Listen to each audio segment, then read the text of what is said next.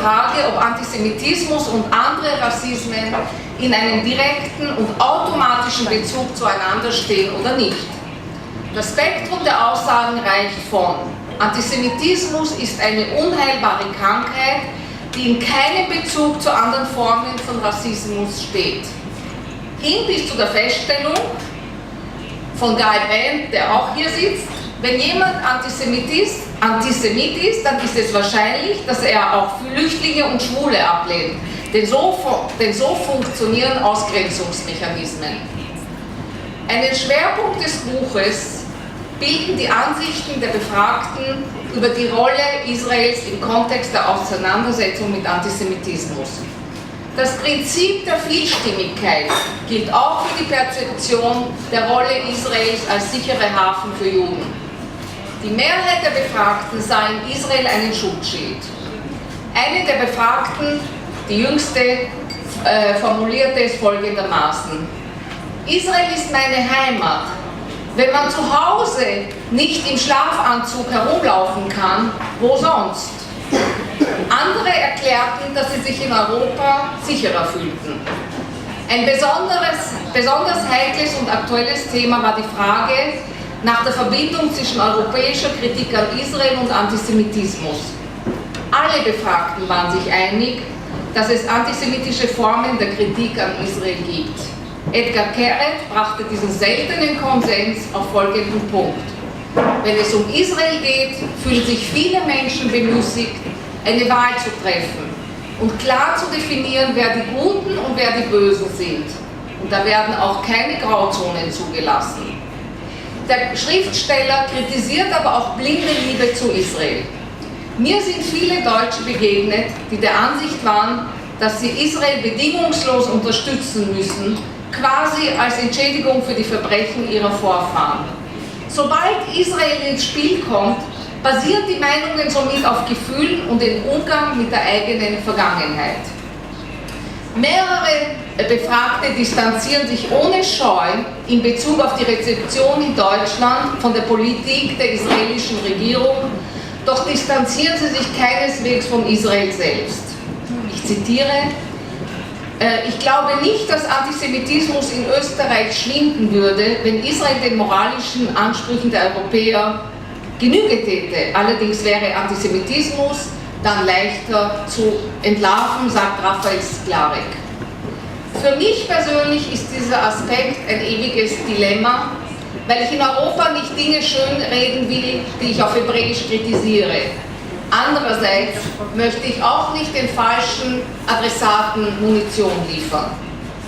Wie schon erwähnt, versteht sich in Europa nichts Neues als Instrument der politischen Bildung. Es ist zum Beispiel eines seiner didaktischen Ziele, die Leserschaft anzuregen, sich folgende Fragen zu stellen: Kritisiere ich Juden, sei es in der Diaspora oder in Israel, für das, was sie tun oder für das, was sie sind, nämlich Juden? Zweitens, beurteile ich Juden so, wie sie von außen dargestellt werden, oder versuche ich sie aus ihrer Selbstwahrnehmung her zu verstehen? Beruhen meine Meinungen auf multiperspektivischer Information oder lasse ich mich von Vorurteilen leiten? Ist meine Haltung kritisch oder feindselig? Wie kann ich sicherstellen, dass meine Meinungen nicht auf Voreingenommenheit beruhen? Bin ich anderen Ländern gegenüber auch so kritisch, wie ich es Israel gegenüber bin? Es ist meine tiefe Überzeugung, dass der erste Schritt zur Bekämpfung von Antisemitismus sowie von jeder Form von Rassismus getan ist, wenn man Menschen dazu bringt, den Mechanismus ihrer eigenen Urteilsfindung zu hinterfragen. Mit der Selbstreflexion öffnet sich eine Tür, die den Horizont erweitert und die Dialogfähigkeit vertieft. Ich möchte mit der personalisierten Geschichte die Neugier auf den anderen, auf die anderen und die Empathiefähigkeit fördern.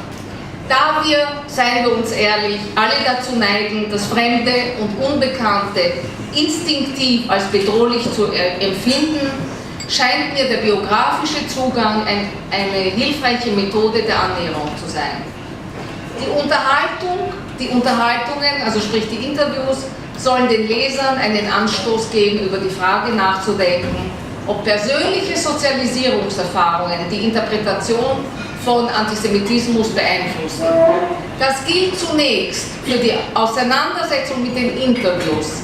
Und aber in einem zweiten Schritt können sich die Lesenden dieselbe Frage in Bezug auf ihre eigene Geschichte stellen. Inwiefern sind meine Interpretationen von Judenfeindlichkeit und meine Reaktionen darauf von meiner Familiengeschichte, meiner Sozialisation in der Schule, am Arbeitsplatz oder im Freundeskreis geleitet? Es geht mir darum, Menschen zu ermutigen, über die Richtigkeit ihrer eigenen Urteilsfindung nachzudenken. Das bedeutet nicht zwangsläufig, dass sie ihre eigenen Meinungen ändern, sondern dass sie diese immer wieder auf den Prüfstand stellen. Ich glaube, das wird uns allen nicht schaden. Ich gestehe, dass die Multiperspektivität nicht nur für die Leserschaft eine Herausforderung, sondern es auch für mich selbst gewesen ist. Und zwar keine einfache. Wir machten uns viele Gedanken über die Rezeption der Interviews bei deutschen Lesern und das führt zu Dilemmata. Man stellt sich unweigerlich die Frage, liefert man den falschen Adressaten Munition? Es gibt keine allgemeingültige Antwort auf diese Frage, nur individuelle. Meine persönliche Überzeugung ist es, dass man Antisemitismus nicht durch Furcht vor Kritik bekämpfen kann. Ich glaube, dass man sich der Kritik stellen muss. Das ist ein wichtiger Teil meines jüdischen Erbes und meiner israelischen Identität, so wie ich sie verstehe. Abschließend möchte ich auf die in Frage bzw. im Titel gestellte Frage in Europa nichts Neues zurückkommen. Der amerikanische Journalist George Will hat festgestellt, das Angenehme daran, ein Pessimist zu sein, ist, dass man entweder ständig Recht behält oder angenehme Überraschungen erlebt. Daran halte ich mich. In diesem Sinn, vielen Dank für eure Aufmerksamkeit.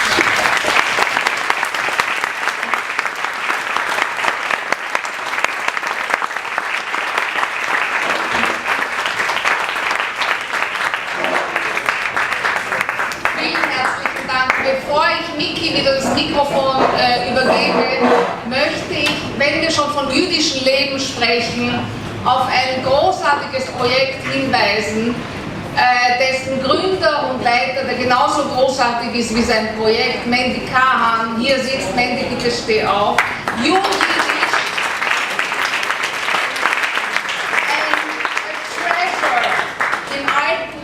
Im neuen Busbahnhof von Tel Aviv, die größte jiddische Bibliothek Israels und ein Kulturcenter. Und ich kann euch allen empfehlen, bitte geht dorthin und unterstützt Jiddisch. Toda rabba.